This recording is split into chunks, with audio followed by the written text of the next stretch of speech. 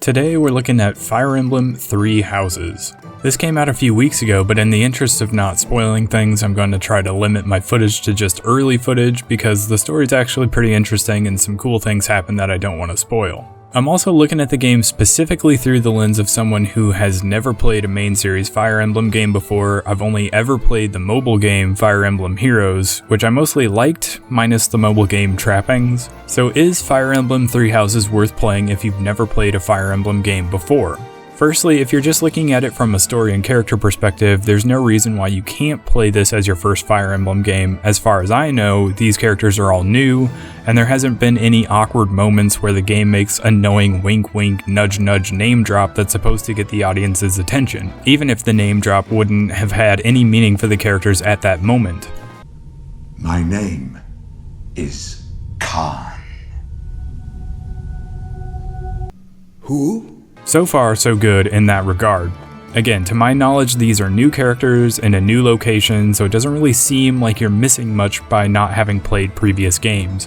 Now to start out with, one of the things that may have caused eyes to glaze over during trailers for this game is the combat visuals. I can't imagine this game streams very well. Watching previews for this game isn't going to impress anyone who isn't already interested in the series. There's not a lot of fast-paced action here to ooh and ah over. But as someone who occasionally enjoys turn-based strategy games, as someone who was interested in Mario and Rabbids Kingdom Battle, and enjoyed an RPG game like Divinity Original Sin 2, or even something like Into the Breach, I actually really enjoy Fire Emblem's turn-based combat. In fact, I actually find it a little bit addicting to grind through battles leveling my characters. Every time a character hits an enemy, there's that little sound effect and you see the XP bar filling up, and it really satisfies that part of my brain that likes to see numbers going up and powers increasing.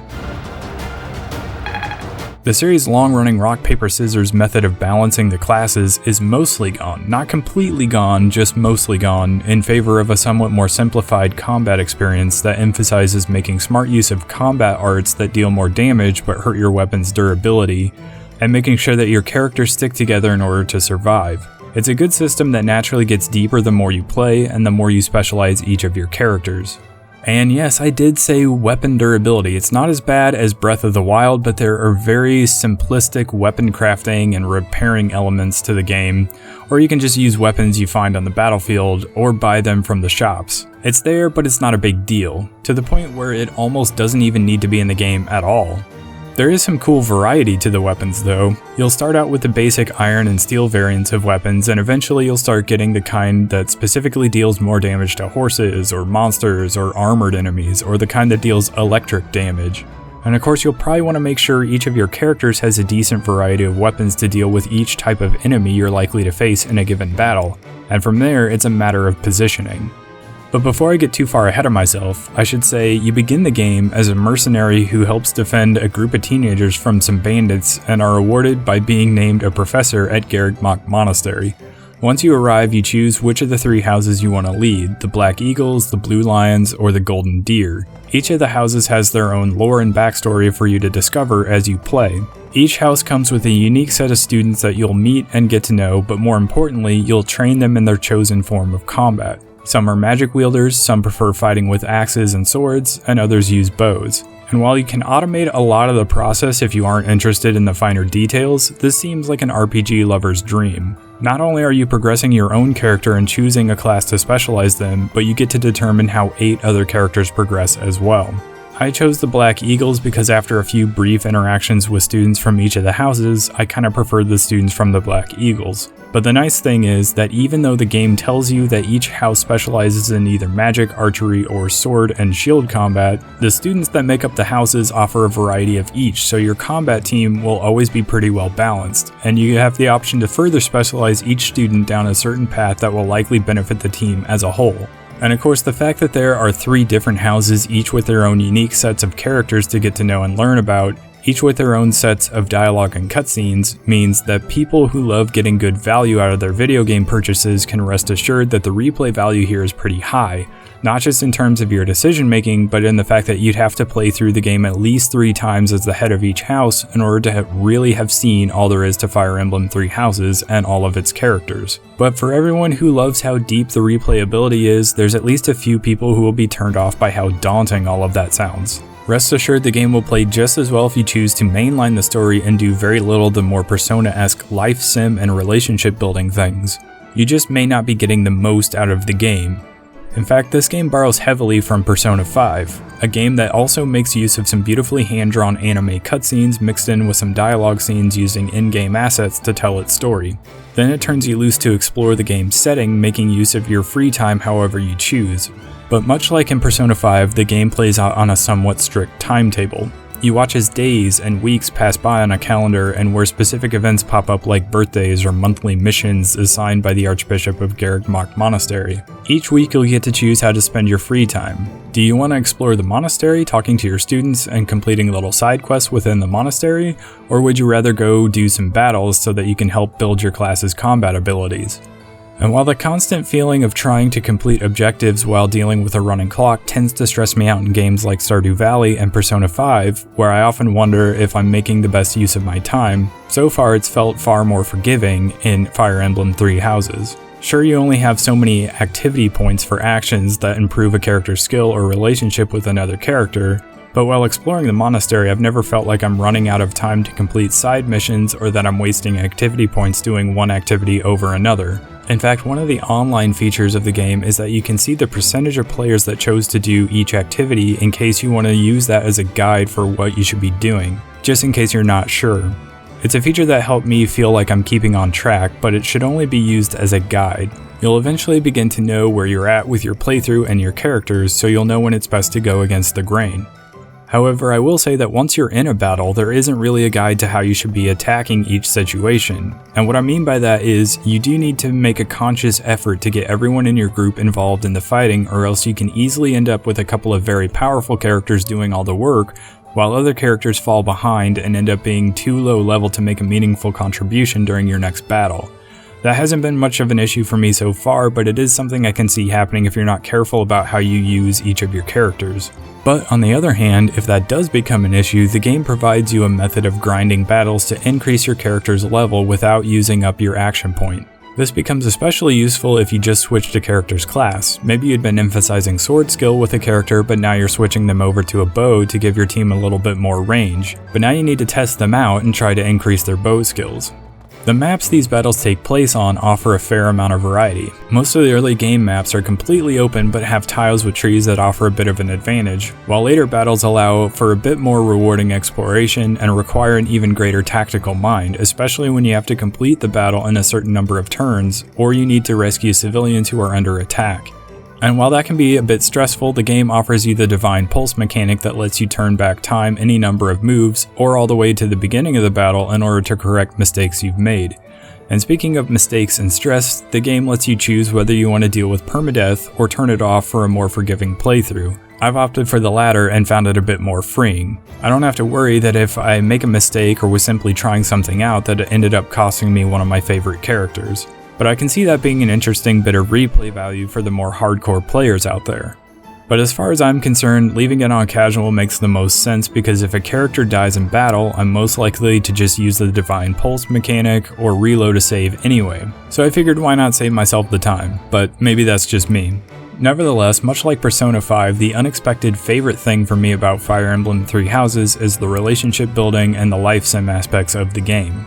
Garreg Monastery is basically an anime military version of Hogwarts, and while you spend most of your time speaking with your students, you can also interact with and get to know students from the other houses. And without getting too spoilery, there are a few mock battles where all three houses fight against one another, and these battles feel more intense because you know and like characters on all three sides.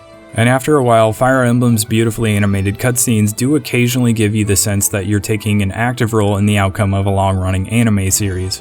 And yet once those anime cutscenes are over, you're thrown back into the game world where lighting and textures leave something to be desired. Occasionally doors to new areas can be slow to open while the new area gets loaded, and what even are these clouds?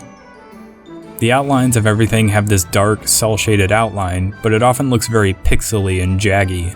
People have been saying that this looks a little bit like a PS2 game, and aside from the character models, which I think are actually pretty good, I can't really disagree that the environments look straight out of the PS2 era. Yet overall, I think the game runs well given the sheer size of it and the fact that it's running on the Switch's little processor. I mean, there's so much to this game, from the fully animated cutscenes to the fully voiced dialogue, and when you consider that not only is there main mission dialogue, but every time you go explore the monastery, you'll find characters with speech bubbles over their head, and you can go talk to them. Some have little quest icons above their head, and they'll have even more to say. And as you give each character gifts and recover lost items for them, you'll improve your relationship with them. Just on a side note, everyone at the monastery is just constantly losing things, so you'll come across these blue icons that indicate something to pick up, and it gives you a cryptic clue as to who it might belong to. Then if you give it to the right person, which you may have to take a quick scan through their bio to figure out, you'll raise your friendship level a little bit and make the student more motivated when it's time to teach them to improve their combat skills later on. So even though these lost item quests are a bit fetch questy, they end up being worth doing if you want to get the most out of your characters. Anytime you do battle with two characters nearby, their friendship level goes up just a little bit more. And there are letter grades to this level, and each time the level goes up enough to improve the letter grade, you can go into the menu and watch a little interaction between the two characters. And once I figured out that not only does each of the students in your class have multiple interactions with each other, they can also have these interactions with students from other houses. That's a lot of cutscenes and a lot of voice work. And it blew my mind a little bit when I realized that you can choose to switch between the subbed or dubbed version of the game, depending on whether you prefer your anime with the original Japanese voice work. I don't want to make excuses for the lackluster visuals of this game, but considering how big this game is and how small the Switch is, they probably did need to cut some corners somewhere, and considering how much game we're getting here, I think it's a fair trade-off. So even though the game is pretty lackluster visually, everything else is solid enough to make up for it.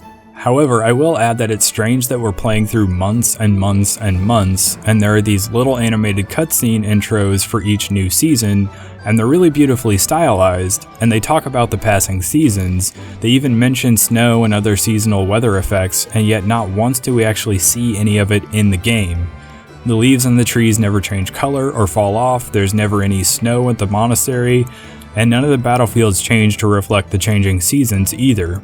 It's disappointing, as seasonal weather effects could have made for some interesting visuals and potentially interesting gameplay elements during battles. Like maybe in the winter it would be snowing so heavily that visibility would be low, or maybe it's so cold that you can only be outside so long, which would make it so that you only had so many turns to complete the battle. It's particularly strange because visibility and limited numbers of turns for certain battles are mechanics already being used for some missions. It's not a game-breaking thing by any means, it just seems like a bizarre omission from a game that seems so heavily tied to the flow of time, months, and seasons. Like any JRPG, Fire Emblem Three Houses can be a bit daunting. It's a long game with a lot of systems to learn and a long storyline full of characters to meet and get to know. Battles can also last a long time. And yet that's what makes this game perfect for the Switch. The Switch makes pretty much any long RPG so much more palatable because it makes the game so much easier to consume in bite-sized chunks. The fact that you can start a battle or start exploring the monastery and then put the Switch in rest mode and pick it up right where you left off later makes some of the longer battles more digestible, because unlike playing a game on PC or even PS4, I don't feel like I need to see an entire battle or exploration session through in one sitting. And because I can take it with me, I can comfortably pick up where I left off on the couch when I'm tired of sitting at my desk.